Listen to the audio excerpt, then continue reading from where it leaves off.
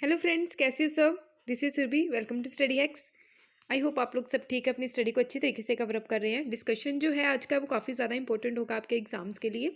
आइए आज का जो डिस्कशन है वो हम लोग स्टार्ट करते हैं। तो ध्यान से सारी चीज़ों को सुनिएगा ताकि आपके माइंड में कोई भी डाउट ना रहे। आइए पहला टॉपिक जो देखते हैं वो है ट्रिगोनोपेट्रस कोरोना। तो ये कोविड-19 के नाम पे इसका नाम रखा गया है स्पीसीज़ का, रिसर्चर्स के द्वारा। ठीक है, तो क्यों रखा गया है इसके बारे में भी हम जानते हैं।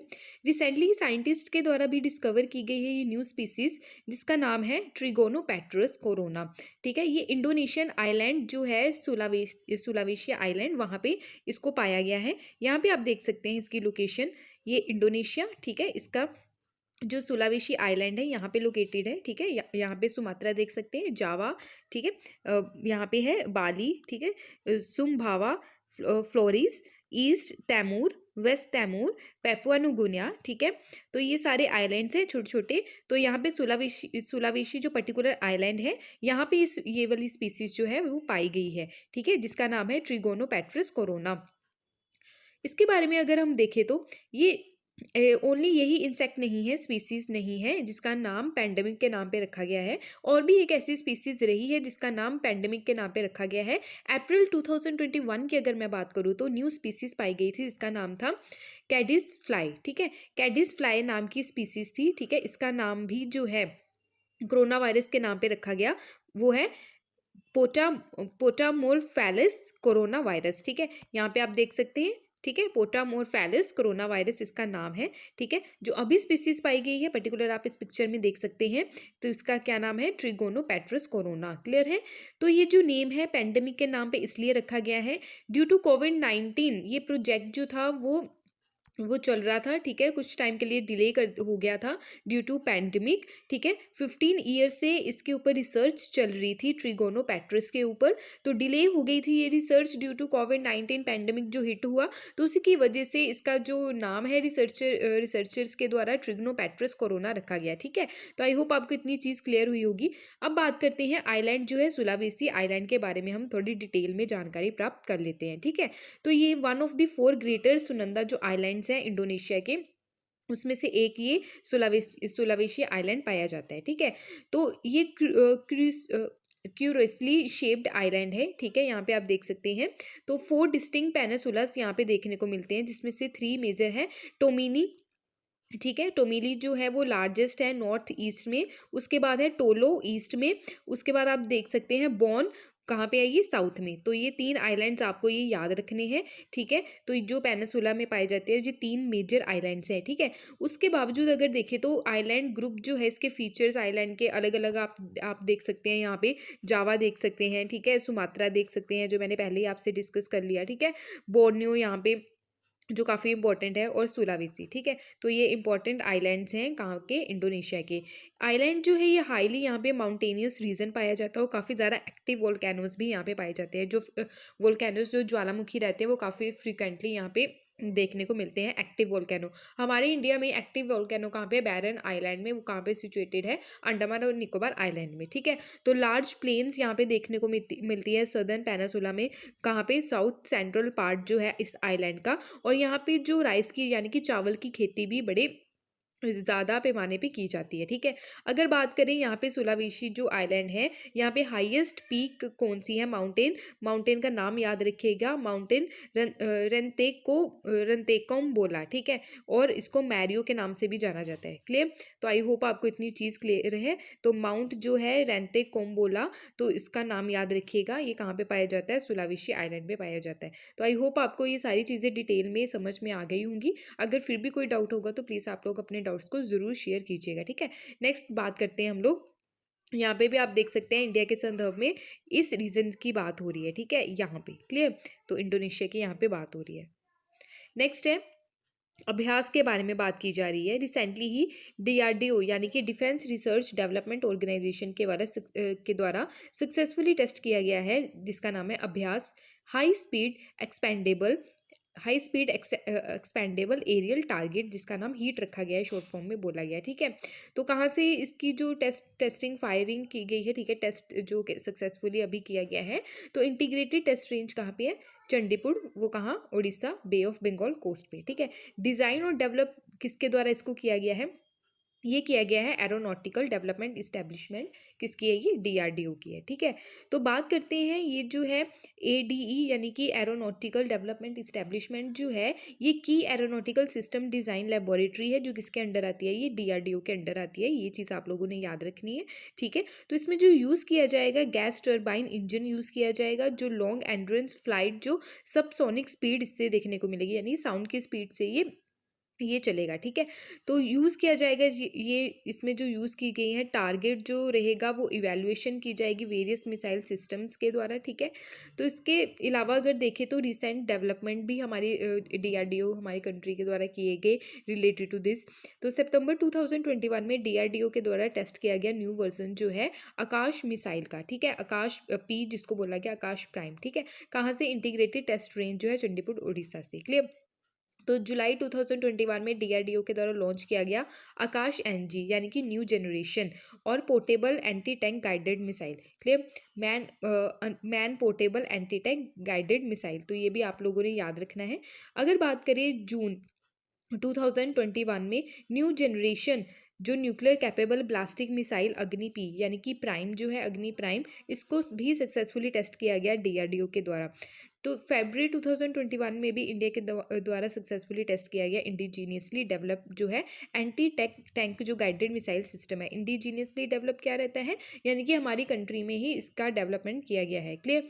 तो anti tank guided missile system जिसका नाम था हेलिना एंड ध्रुव वस्त्र। ठीक है, ध्रुव अस्त्र आप बोल सकते हैं। ठीक है, तो अक्टूबर 2020 में डीआरडीओ के द्वारा सक्सेसफुली फ्लाइट टेस्ट किया गया जिसका नाम था supersonic missile assisted release of torpedo. ठीक है, जिसको हम स्मार्ट के नाम से जानते हैं, तो इसकी फुल फॉर्म याद रखना, तो इसके बारे में भी पूछा जा सकता है। तो व्हीलर आइलैंड जो है उड़ीसा का, व्हीलर आइलैंड का नाम चेंज कर दिया गया है, एपीजे अब्दुल कलाम आइलैंड रखा गया है।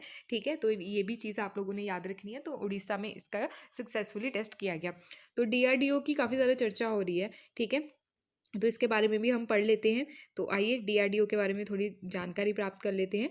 तो इसको फाउंड किया गया 1958 में डीआरडीओ को, ये चीज़ आप लोगों ने याद रखनी है। 63 ईयर्स अगो। हेडक्वार्टर्स कहाँ पे हैं इसके? न्यू दिल्ली में है। मोटो क्या है? Strength origin is in science. Clear? तो बात करते हैं मिनिस्टर, कौन सी मिनिस्ट्री के अंडर आती है? ये मिनिस्ट्री ऑफ डिफेंस जो आज के टाइम में राजनाथ सिंह जी के अंडर है। तो इंपॉर्टेंट ये है आज के टाइम में डीआरडीओ के चेयरमैन कौन है? इंपॉर्टेंट बहुत ज़्यादा है, जी सतीश रेड्डी। ठीक है, तो जी सतीश रेड्डी जो है ये डीआरडीओ के चेयरमैन है।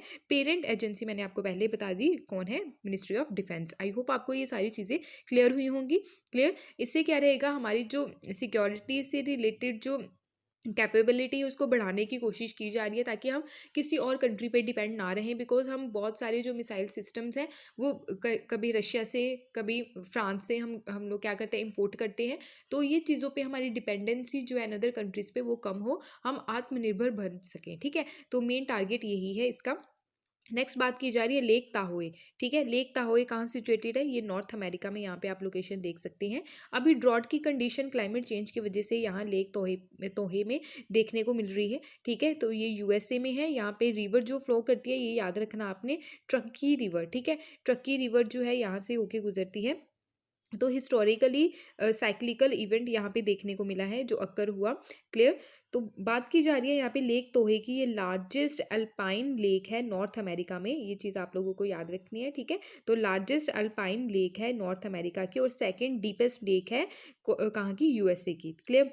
तो क्रेटर लेक यहाँ पे देखने को मिलती है और गॉन बिंग डीपेस्ट लेक है ये यूएसए की। ठीक है, तो सेकंड डीपेस्ट लेक कौन सी है? लेक ताहोए यूएसए की। और क्रेटर लेक जो है कहाँ पे पाई जाती है? ऑरगोन में। ये डीपेस्ट लेक है फर्स्ट किसकी? यूएसए की। क्लियर? अल्पाइन लेक जो है ये काफ़ी ज़्यादा लेक्स इसमें देखने को मिलती है, रिजर्वियर्स देखने को मिलते हैं हाई अल्टीट्यूड में यानी कि हाइट पे। ओके, तो जो यूजली अबव सी लेवल अगर देखें तो tree line. Okay, tree line above यानी कि सी लेवल से अबव आपको चीज़ें हाइट पे देखने को मिलेंगी। इसकी इम्पैक्ट क्या पड़ा क्लाइमेट चेंज का लेक्स के ऊपर? सबसे ज़्यादा इम्पैक्ट पड़ा यहाँ पे जो लेस देखने को मिला, यानी कि बहुत कम आइस कवर देखने को मिला। सबसे पहले तो आपको ये याद रखना है। उसके बाद जो आप देख सकते हैं जो लेक्स के द्वारा एक्सपीरियंस किया गया कि लेस यानी कि बहुत कम आइस कवर देखने को मिला। मोर देन आप देख सकते हैं, मोर देन 1 लाख लेक जो है यहाँ पे, ठीक है। तो उनके ऊपर रिस्क की कंडीशन देखने को मिली, आइस फ्री विंटर्स, यानी कि विंटर्स में भी आइस यहाँ पे कम ही देखने को मिली, ठीक है। टेम्परेचर की वजह से जो डिक्रीज हुआ 4 डिग्री सेल्सियस, क्लियर। तो उसके बाद आप देखें इंक्रीज LSWT क्या है, लेक सरफेस वाटर टेम्परेचर, ठीक है। तो ये चीज़ याद रखें। तो इसकी जो कैपेबिलिटी है वो इंक्रीज़ हुई, ठीक है, लेक सरफेस वाटर टेम्परेचर की, उसकी वजह से भी काफ़ी ज़्यादा इम्पैक्ट देखने को मिला। एयर टेम्परेचर जो है वो काफ़ी ज़्यादा इसके ऊपर क्लाइमेट चेंज का असर देखने को मिला। इवेपोरेशन रेट जो है वो काफ़ी ज़्यादा इंक्रीज़ हुआ। ग्लोबल जो एनुअल मीन लेक इवेपोरेशन है फोरकास्ट किया गया वो इंक्रीज़ होगा 2100 में कितना 16%, ठीक है। तो इवेपोरेशन जो है आपको पता ही है कि जो भाप देखने को मिलती है सन की रेज से, इवेपोरेट होता है पानी, फिर क्लाउड्स बनते हैं, ये प्रक्रिया आपको पता होगी, ठीक है। एनसीईआरटी में बहुत डीपली समझा रखा है, ठीक है। उसके बाद हम देखते हैं अफेक्ट जो पड़ा लेक वाटर स्टोरेज का, ठीक है। ग्लोबल जो लेक वाटर स्टोरेज है वो काफ़ी सेंसिटिव रहा क्लाइमेट चेंज की वजह से, क्लियर। तो आई होप आपको ये इम्पैक्ट समझ में आए होंगे क्लाइमेट चेंज की वजह से लेक्स के ऊपर क्या क्या इम्पैक्ट पड़े हैं, ठीक है। नेक्स्ट है sustainable transport system award, important है ये। तो सस्टेनेबल ट्रांसपोर्ट सिस्टम अवार्ड किसको मिला है हाल ही में, ये केरला स्टेट को मिला है। सबसे पहले हम केरला की लोकेशन देख लेते हैं। केरला की लोकेशन जो है आप यहाँ पे देखें इस मैप में, यहाँ पे आप देख सकते हैं केरला, तमिलनाडु, कर्नाटका इसको टच करता है, ठीक है। तो केरला की जो कैपिटल है त्रिवंतरमपुरम है, यहाँ पे लक्षद्वीप आप देख सकते हैं। तो दो इसको स्टेट्स टच करती हैं, ठीक है। तो अरेबियन सी के पास ये आपको इस कोस्ट पे देखने को मिलेगा। तो ये काफ़ी ज़्यादा इंपॉर्टेंट हो जाता है, ठीक है। तो आपको मैप बेस्ड चीज़ें भी रेडी करनी है, क्लियर। तो रिसेंटली ही केरला के द्वारा भी अवार्ड जीता गया है, ठीक है। मोस्ट जो सस्टेनेबल ट्रांसपोर्ट सिस्टम है सिटी, ठीक है। तो सिटी जो है city with the most sustainable transport system, present किसके द्वारा किया गया, इंपॉर्टेंट है, ministry for housing and urban affairs के द्वारा इसको प्रेजेंट किया गया।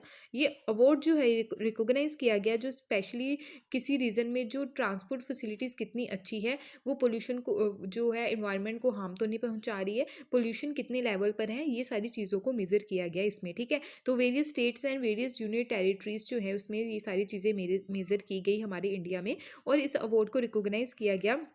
स्पेशली केरला को जो मिला ये अवार्ड, जो इम्प्लीमेंट की गई केरला गवर्नमेंट के द्वारा चीज़ें, जैसे मेट्रो हो गई, ठीक है, कोची मेट्रो, वाटर मेट्रो, जो वाटर कनेक्टिविटी को बढ़ाने के लिए ये स्पेशली ये चलाई गई, ठीक है। तो एक्सपीरियंस जो रहा इसका वाटर कोची मेट्रो का, वाटर मेट्रो का, ठीक है। तो इस बेस पे जो है ये प्लस पॉइंट रहा केरला के लिए जिसके द्वारा ये अवार्ड मिला, ठीक है। मोबिलिटी की अगर बात करें, ई मोबिलिटी की, तो एनहेंस करने के लिए स्पेशली जो ट्रांसपोर्ट फैसिलिटीज़ हैं कौन सी सिटी में, कोची सिटी में, तो इम्पॉर्टेंट हो सकता है, ठीक है, कि किस वजह से इनको जो है अवार्ड से नवाजा गया related to sustainable transport system award. बात करते हैं सस्टेनेबल ट्रांसपोर्ट जो अवार्ड है इसके बारे में। ये रेफ़र किया जाता है स्पेशली ट्रांसपोर्टेशन के लिए डैट इज़ ग्रीन, यानी कि इन्वायरमेंट को हार्म ना पहुँचे, ठीक है।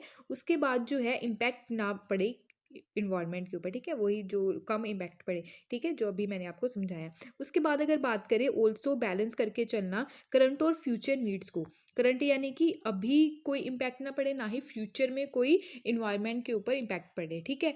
तो बैलेंस करके चलना है चीज़ों को। अगर हम पेड़ काट रहे हैं, ठीक है, तो जितने पेड़ काटे हैं कहीं और जाके उतने ही पेड़ लगाने हैं फ्यूचर के लिए, ठीक है। तो बैलेंस करके चलना है सारी चीज़ों को, कहने का तात्पर्य यही है। एग्जाम्पल्स अगर देखें, जैसे सस्टेनेबल ट्रांसपोर्टेशन है इसमें इंक्लूड किया गया, जैसे वॉकिंग, ठीक है। अगर आपने थोड़ा सा कहीं बाजार मार्केट में सब्जी लेने ही जाना है, ये नहीं है कि बाइक उठाइए तो निकल पड़े, ठीक है, आप चल के भी जा सकते हैं, ठीक है। तो साइकिलिंग कर सकते हैं, ठीक है। ट्रांजिट जैसे कार पूलिंग हो गया, कार शेयरिंग हो गया, ग्रीन व्हीकल्स हो गया, जो इलेक्ट्रिक व्हीकल्स अभी देखने को मिल रहे हैं, ठीक है। इससे बेनिफिट क्या होगा, जो हमारी एयर क्वालिटी है वो इम्प्रूव होगी, रिड्यूस होगा ग्रीन हाउस गैस एमिशन, और रिड्यूस होगा कंजेशन, और प्रमोट करेंगे हम हेल्थ को, ठीक है। अगर इन्वायरमेंट पे इम्पैक्ट पड़ेगा तो ऑब्वियस है लोगों की हेल्थ भी ख़राब होगी, ठीक है, हार्ट डिजीज़ देखने को मिलेगी, और भी बहुत सारी बीमारियां देखने को मिलेगी। अगर इन सब चीज़ों को हम प्रमोट करेंगे तो हम हेल्थ सिस्टम को भी कवर कर सकते हैं, हेल्थ सिस्टम को भी इम्प्रूव कर सकते हैं, ठीक है। तो आई होप आपको इतनी चीज़ क्लियर हुई होगी जो काफ़ी ज़्यादा इंपॉर्टेंट थी। नेक्स्ट अगर बात करें तो अब बात की जा रही है PM Ayushman Bharat health infrastructure mission. ठीक है, तो इसे क्वेश्चन बनने के बहुत सारे चांसेस हैं, तो इसके बारे में हम डिटेल में डिस्कस करेंगे। ये pan India health infrastructure scheme है, वर्ल्ड क्लास फैसिलिटीज़ यहाँ पे प्रोवाइड करवाई जाएगी। ठीक है, तो क्रिएशन एंड इम्प्रूवमेंट देखने को मिलेगा लॉन्ग टर्म जो पब्लिक हेल्थ केयर इंफ्रास्ट्रक्चर है। कहने की बात ये है कि हमारी गवर्नमेंट के द्वारा भी हेल्थ के ऊपर बहुत ज़्यादा फोकस करने की बात की जा रही है। ठीक है, जो कोविड-19 का पैंडेमिक जो देखने को मिला, ठीक है, उसकी वजह से लोगों की हेल्थ जो काफ़ी ज़्यादा क्रिटिकल सिचुएशन में आ गई थी। ठीक है, तो कैसे हेल्थ पे फोकस करके चलना है, एजुकेशन पे फोकस करके चलना है। एजुकेशन पे फोकस करने के लिए नेशनल एजुकेशन पॉलिसी लाई गई 2020। ठीक है, तो थर्ड एजुकेशन पॉलिसी देखने को मिली। पहली जो थी 19 कब आई, 1968 में आई। ठीक है, सेकंड जो आई 1986 में आई। थर्ड कब आई, अभी 2020 में आई। ठीक है, तो ये चीज़ आप लोगों को याद रखनी है। हमारी गवर्नमेंट जो है, ठीक है, हेल्थ एजुकेशन पे फोकस कर रही है, तो ये काफ़ी ज़्यादा इंपॉर्टेंट भी है। किसी भी पर्सन को हेल्थ एजुकेशन अगर अच्छी मिले, ठीक है, उसकी लाइफ बेटर हो जाती है। क्लियर, तो हेल्थ इंफ्रास्ट्रक्चर जो है ईच डिस्ट्रिक्ट में वो प्रोवाइड करवाना अच्छे तरीके से, कॉम्प्रिहेंसिव कैपेसिटी लेके चलनी है, कैपेसिटी बिल्डिंग प्रोग्राम्स लेके चलने हैं, इन्वेस्टमेंट को इंक्रीज़ करना है, तभी चीज़ें आगे बढ़ पाएंगी। इसमें जो पैसा खर्च किया जाएगा आने वाले 5 सालों में, वो किया जाएगा 64,180 करोड़ किया जाएगा। ठीक है, तो इतनी चीज़ आपको क्लियर होनी चाहिए। इसके बारे में हम डिटेल में पढ़ते हैं अभी। तो Ayushman Bharat health infrastructure mission की बात की जा रही है। रिसेंटली ही प्राइम मिनिस्टर जो है हमारे कंट्री के honourable prime minister Shri Narendra Modi ji, उनके द्वारा लॉन्च किया गया है Ayushman Bharat health infrastructure mission, और ये one of the largest pan India scheme के अंडर आता है, जो हेल्थ केयर इंफ्रास्ट्रक्चर को कैसे अच्छे तरीके से लेके चलना है all all over the country. ठीक है, वो इसमें बात की जा रही है। उसके बाद अगर बात करें तो नेशनल हेल्थ मिशन जो है इसमें ऐड किया गया है। इसमें प्रोवाइड करवाई जाएगी स्पोर्ट्स स्पेशली, यानी कि सहायता प्रोवाइड करवाई जाएगी, स्पेशली जो रूरल हेल्थ जो वेलनेस सेंटर हैं, कितने 17,788 इन 10 हाई फोकस स्टेट्स, यानी कि 10 हाई फोकस जो स्टेट्स हैं उस 10 स्टेट्स पे फोकस किया जाएगा, और इस्टेब्लिश किए जाएंगे अर्बन में, यानी कि शहरी जो हेल्थ सिस्टम है। 11,024 जो है urban health centres wellness centres across the country establish किए जाएंगे। क्लियर, और इसके थ्रू क्रिटिकल जो केयर सर्विसेज है अवेलेबल रहेगी जितने भी डिस्ट्रिक्ट्स हैं हमारी कंट्री में। मोर देन जहाँ पे 5 लाख पॉपुलेशन है, जिस डिस्ट्रिक्ट में 5 लाख से ज़्यादा पॉपुलेशन है, वहाँ पे क्रिटिकल केयर सर्विसेज जो है वो अवेलेबल करवाई जाएगी उन डिस्ट्रिक्ट्स में। ठीक है, तो आई होप आपको इतनी चीज़ क्लियर है। ऑब्जेक्टिव क्या है इसका, कि इंश्योर करना जो रोबस्ट पब्लिक हेल्थ इंफ्रास्ट्रक्चर है अर्बन और रूरल एरिया में पब्लिक हेल्थ इमरजेंसीज के लिए, और जो डिजीज़ है उसको कम करने के लिए। ठीक है, इस्टेब्लिश किए जाएंगे आईटी अनेबल्ड जो डिजीज सर्विलेंस सिस्टम्स हैं। ठीक है, रिसाइलेंस किया जाएगा लेबोरेटरी, जैसे ब्लॉक लेवल पे, डिस्ट्रिक्ट लेवल पे, रीजनल और नेशनल लेवल पे लेबोरेटरीज को भी सेटअप किया जाएगा। सिग्निफिकेंस क्या है इसका, कि इंडिया को ज़रूरत है एक्सटेंसिव हेल्थ केयर सिस्टम्स की, हम आने वाले टाइम में भी और इन प्रेजेंटली भी। स्टडी की गई है, स्टडी के अकॉर्डिंग 70% जो है लोकेशन अगर देखें हेल्थ केयर जो हेल्थ केयर सर्विसेज आप देख सकते हैं। ठीक है, अभी यानी कि पाया गया है स्टडी में कि 70% पब्लिक हेल्थ केयर सर्विसेज जो हैं वो अवेलेबल हैं। ठीक है, तो रूरल एरिया की बात करें तो 65% है, गांव वाले एरिया में अगर कंपेयर करें तो अर्बन एरिया में कितनी है, 87%। रूरल एरिया में आपको पता ही है, गांव वाला एरिया जो रहता है वहाँ पे हेल्थ फैसिलिटीज़ काफ़ी कम देखने को मिलती है, हॉस्पिटल्स भी अगर होंगे तो वहाँ पे डॉक्टर की फैसिलिटीज़ नहीं होती है। ठीक है, तो काफ़ी ज़्यादा दिक्कतों का सामना करना पड़ता है। इसके अलावा देखिए जैसे स्कीम्स हैं, जैसे स्वच्छ भारत मिशन हो गया, जल जीवन मिशन हो गया, उज्ज्वला हो गया, पोषण अभियान हो गया, मिशन इंद्रधनुष जो है टीकाकरण जो बच्चों का किया जाता है। ठीक है, और जो पोलियो वगैरह पिलाई जाती है। क्लियर, तो इसके तहत स्कीम्स के तहत काफ़ी लोगों की जो है बीमारी से जान बची भी है। ठीक है, अगर देखिए मोर देन 2 करोड़ जो पीपल हैं वो फ्री ट्रीटमेंट ले रहे हैं अंडर आयुष्मान भारत योजना के अंडर। ये काफ़ी ज़्यादा चीज़ें इंपॉर्टेंट हो जाती हैं। ठीक है, तो हेल्थ रिलेटेड इश्यूज जो है उसको कैसे सॉल्व करना है थ्रू आयुष्मान भारत डिजिटल जो मिशन है। ठीक है, डिजिटल आईडी जो हेल्थ आईडी वो भी क्रिएट करने की बात की गई है हमारी गवर्नमेंट के द्वारा। ठीक है, तो आई होप आपको इतनी चीज़ क्लियर हुई होगी।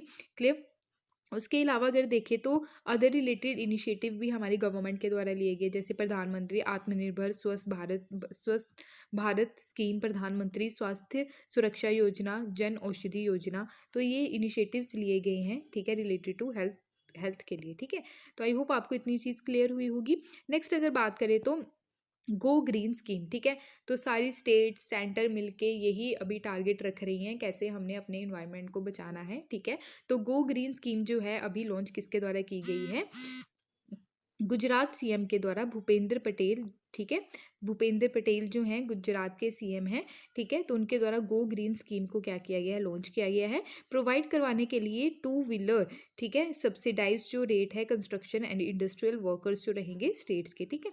तो यानी कि टू व्हीलर जो इलेक्ट्रिक व्हीलर्स हैं, ठीक है, इलेक्ट्रिक जो व्हीकल्स हैं वो प्रोवाइड करवाए जाएंगे, क्लियर। तो स्कीम जो है उसका एम क्या रहेगा कि रिड्यूस कैसे करना फ्यूल्स के जो बिल रहते हैं, ठीक है, जो व्हीकुलर जो पॉपुलेशन है, यानी कि व्हीकल्स के द्वारा जो पॉपुलेशन जो सॉरी पॉपुलेशन कह रही हूँ, पॉल्यूशन जो देखने को मिलता है उसको कैसे क्या करना है, कंट्रोल करना है। अगर बात करें गुजरात की, गुजरात कहाँ पे सिचुएटेड है, इसकी लोकेशन पहले आप देख लीजिए। गुजरात आप यहाँ पे देख सकते हैं। तो स्टेट की जो बाउंड्री टच करती है राजस्थान करती है, मध्य प्रदेश, महाराष्ट्र है, ठीक है। तो इंटरनेशनल बाउंड्री जो है पाकिस्तान भी यहाँ से टच करती है, ठीक है। यहाँ पे आप देख सकते हैं अरेबियन सी, क्लियर। तो आई होप आपको इतनी चीज़ क्लियर हुई होगी। उसके अलावा हम और भी चीज़ें देख लेते हैं कि गुजरात की कैपिटल क्या है, गांधीनगर है। गवर्नर कौन है, आचार्य देवव्रत है, ठीक है। तो चीफ मिनिस्टर कौन है, भूपेंद्र पटेल, भूपेंद्र भाई पटेल, ठीक है। तो आई होप आपको ये चीज़ें क्लियर हुई होंगी। तो रिसेंटली ही ये चीफ मिनिस्टर जो हैं ये अभी अपॉइंट रिसेंटली ही किए गए हैं, तो पेपर में आने के चांसेस है वन डे एग्जाम में, क्लियर। तो आई होप आपको ये सारी चीज़ें क्लियर हैं। तो ये थे आज के करंट अफेयर्स जो काफ़ी ज़्यादा इंपॉर्टेंट डिस्कशन था, ठीक है। तो डायरेक्टली एग्जाम में क्वेश्चंस आपको देखने को मिल सकते हैं। पीडीएफ के लिए आप टेलीग्राम ज्वाइन कर सकते हैं, इंस्टाग्राम पे भी आप फॉलो कर सकते हैं। अगर आपको मेरी वीडियो पसंद आई तो प्लीज़ लाइक शेयर और सब्सक्राइब ज़रूर कीजिएगा, क्लियर। कोई भी डाउट होगा तो प्लीज़ आप अपने डाउट्स को कमेंट बॉक्स में ज़रूर शेयर कीजिए। Thank you for watching my video. जय हिंद।